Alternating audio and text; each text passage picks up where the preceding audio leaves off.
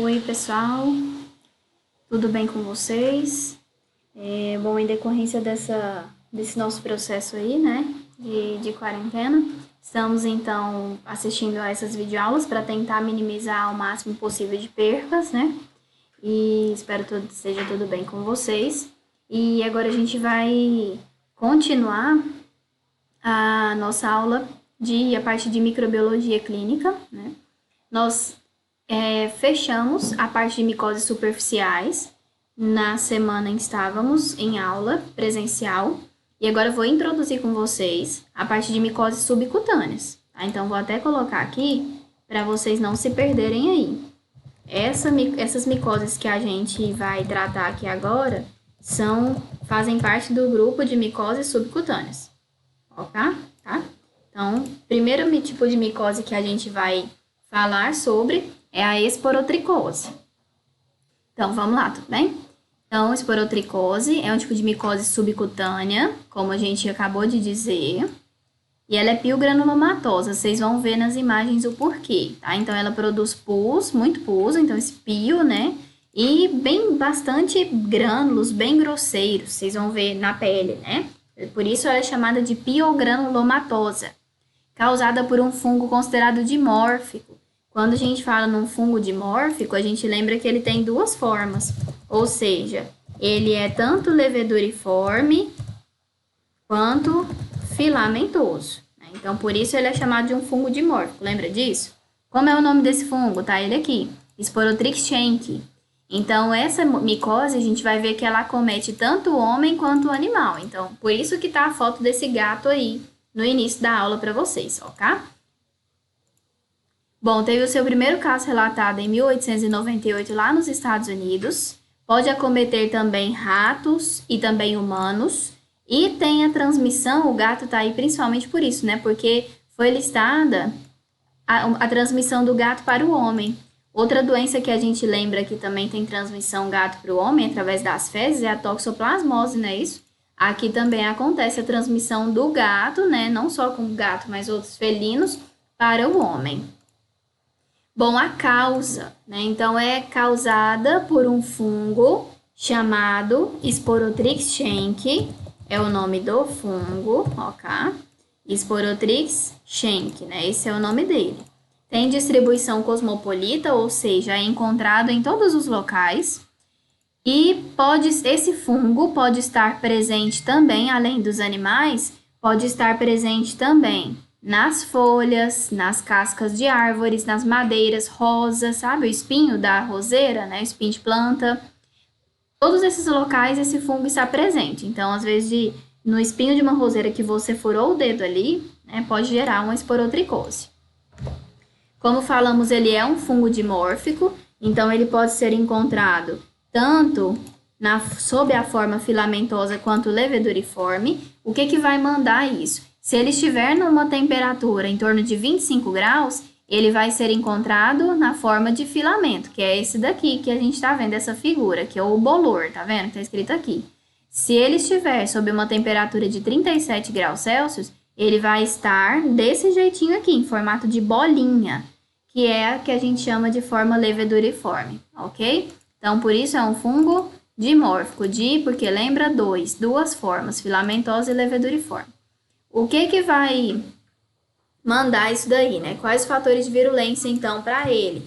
Ou seja, o que faz com que ele se torne mais patogênico, ou seja, facilite o que facilita com que ele cause doença? O fato de ser dimórfico, né? Ou seja, pode ser encontrado nessas duas temperaturas que ele vai causar doença, vai sobreviver tranquilo. A termotolerância, que é isso que a gente está dizendo aqui agora, né? Então, as duas temperaturas ele tolera e ele sobrevive. E a melanina, né, da pele. Então, ele ama, né, isso daí. Então, tudo isso faz com que esse fungo seja mais patogênico e consiga, portanto, causar uma doença. É encontrado em todo o mundo, tanto em regiões tropicais como a nossa, quanto subtropicais. Como falamos, é uma micose subcutânea, estando presente aqui na América Latina, certo? Além também de ter, a gente pode observar até um estudo aqui que foi feito, né? Casos, olha lá, em diversos locais, né? E transmitido por felinos, encontrado no Brasil, em São Paulo, Rio Grande do Sul e Rio de Janeiro, né? Isso é em todos os estados, né? E é uma doença de notificação obrigatória, ou seja, o paciente que, né, que tem esporotricose, ele tem que ir até o serviço de vigilância e notificar isso daí, para que o serviço de epidemiologia consiga ir notificando esses casos, tá? Quais as espécies que podem ser suscetíveis, ou seja, acometidas? Cão, o gato e o homem, né? Então, por isso que a gente falou aqui que não é uma doença só do homem, tá? Então, acomete o cão, o gato e também o próprio humano. Qual que é o papel do felino, né? Principalmente o gato, que tem mais acesso a gente, né? Então, principalmente o hábito que eles têm de ir às ruas, né, pessoal? Então, já que esse fungo está presente numa planta, numa folhagem, na casca de árvore, por exemplo. Tanto que gato que gosta de subir em árvore, não é? Então, o hábito de ir à rua já é um hábito que faz com que o felino traga esse fungo para dentro da casa. A grande quantidade de fungo nas lesões, caso ele esteja acometido, né? E o hábito de afiar as unhas, principalmente nas cascas das árvores, né? Ou até mesmo no chão. Então, o felino, o ideal é que o gato ele seja realmente mantido dentro da casa e não fora, né? Se tratando desse ponto de adquirir doenças, né? E olha lá, o fungo foi isolado na unha de 7 gatos, né? Então, o gato é o principal transmissor nessa cadeia aí, né? Aqui para a gente comentar de que maneira isso se dá, né, essa transmissão. Então, Sporotrix schenck, que é o fungo causador, esse fungo, ele ele pode ser inalado, né, então que é o que a gente chama de uma transmissão, uma forma extracutânea, não se dá através da pele, ou através da pele lesionada. Então, o gato, por exemplo, que foi à rua, né, e que tem o hábito de criar o gato dentro da casa, esse gato vai, por exemplo, unha, né, o dono. Então, ele vai ter um contato com a pele ali, né? Então, tem contato com a pele, seja em contato com a pele lesionada ou extracutânea, ambos, né, vão cair ali na corrente sanguínea, pode disseminar, ou isso pode cair no sistema linfático e também causar doença, ou até no sistema subcutâneo, só na pele mesmo, e que também vai causar doença.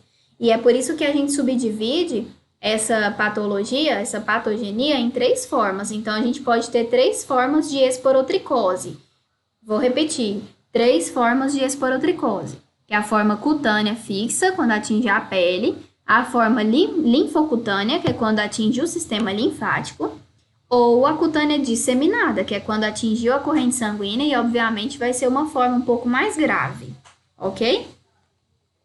Então, vamos continuar.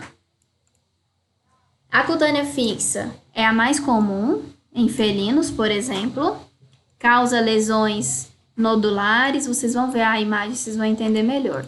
Lesões nodulares, né, e uma pápula bem feia mesmo, tá?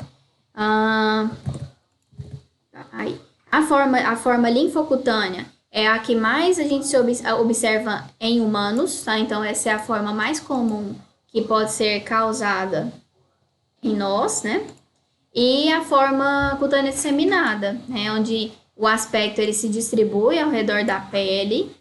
Como é disseminada, eu falei para vocês que ela é um pouco mais grave. Então, olha lá, geralmente causa comprometimento do estado geral do paciente, até porque foi disseminada através da corrente sanguínea, né? Foi até o que a gente comentou, né? E até mesmo a extracutânea. Então, que tem comprometimento de um ou mais órgãos, né? Também aqui através da... que na verdade, vou até tirar daqui, essa daqui é a mais comum, né? Que é a extracutânea, fora da pele, que aí ela se dissemina pelo organismo como um todo. Essa daqui é mais pele mesmo, né? Vou colocar assim, ó, dissemina-se por meio, vou colocar assim que fica melhor da gente entender, de toda a pele, né? De todo o tecido cutâneo, tá? E essa não, essa já compromete os órgãos. Essa que falei para vocês que era mais grave, né? Fígado, pulmão, trato gastrointestinal, que é o TGI, sistema nervoso central e todos os outros. Mostrar umas imagens para vocês entenderem o que estou dizendo. Aqui, então, a gente tem, olha lá a forma, uma lesão bem ulcerada, bem disseminada na pele, né? Isso aqui é um felino, então, um gato, né? Chamado Fel, aí, de 5 anos. Olha a pata dele toda lesionada, né? Então, um fungo que atingiu aí o gato, né? Causando a doença nele. Aqui, outra imagem também na pele do gato, essa e essa, que a gente pode perceber, né? Uma lesão bem ulcerada. Olha essa, um tumor aqui, né? Na testinha do gato, né? Então, um tumor de centro, bem necrótico, bem ulcerado, com bastante pus, aqui a gente pode perceber, ou até mesmo no cão, olha só, acometendo aqui o narizinho, próximo ao nariz dele, né? Então, a gente pode perceber, e aqui nos humanos, olha lá as nodulações na pele, né? Essas são as formas cutâneas, né? Disseminação de lesões pelo sistema linfático, que foi aquela que a gente falou aqui atrás, ó. Sistema linfático, que é a linfocutânea. Estão lembrados? Então, a gente pode perceber que são lesões bem feias, né? Bem ulceradas, tá? E bem complicadas até no tratamento. Como se dá o diagnóstico? Através da anamnese, né? Só para a gente poder relembrar, a anamnese é aquela conversa que a gente tem com o médico, não é isso? Através dos aspectos epidemiológicos, muito gato nessa região, então será que pode ter por isso? Aspectos zoonóticos, né? Então, é uma zoonose, ou seja, uma transmissão que acontece do animal para o homem também. Através do exame físico e dermatológico, então, o médico observando essas lesões aqui que a gente percebe, né? Então, ele conhecendo muito bem, ele já vai ter uma noção de que possa ser uma micose subcutânea, como a esporotricose. E através de outros exames, né, pessoal? Que aí entra a nossa parte, a nossa área. Então, vamos ver a citologia. Tem células ali naquele local, né? Como, por exemplo, olha lá, a citologia, né? Tanto de células que a gente vê, citologia de uma lesão ulcerada. Vamos cultivar e identificar o fungo, né? Então, cultivo e identificação é o exame microbiológico que a gente mais faz. Inocular os animais, sorologia, ou seja, né? Reações através ali do sangue. E a histopatologia. Então, a gente tem aqui os exames microbiológicos, pode ser feito através de aspirado, pode ser feito direto da lesão, tá? Como esse daqui, então, faz um raspado de lesão, né? Aqui a gente vai isolar o fungo e olha só, o fungo isolado em um tipo de agar, por exemplo, agar saburô. Ele é um fungo demáceo, né? Ele é um fungo bem escuro, como a gente pode perceber. E aqui, visualizando ao microscópio, como nós falamos, ele pode estar sob a forma levedura informe ou filamentosa. Nesse caso aqui, a gente percebe uma forma filamentosa dele, né? Então, uma temperatura mais baixa, né? Como a gente falou, só para vocês relembrarem aqui, certo? Filamentosa, 25 graus Celsius, ok? Vamos continuar. Então, a forma dele pode ser cultivada em agar saburô, né? Então, que é um tipo de agar muito utilizado para fungos. Tudo bem, pessoal? Então, essa é um pouquinho sobre a esporotricose, que é uma micose subcutânea, muito comum, então, em felinos, em cães e em humanos, tá? Então, espero que tenha dado para a gente entender um pouquinho sobre ela e dúvidas estamos abertos aí, tá? Muito obrigada, meninos.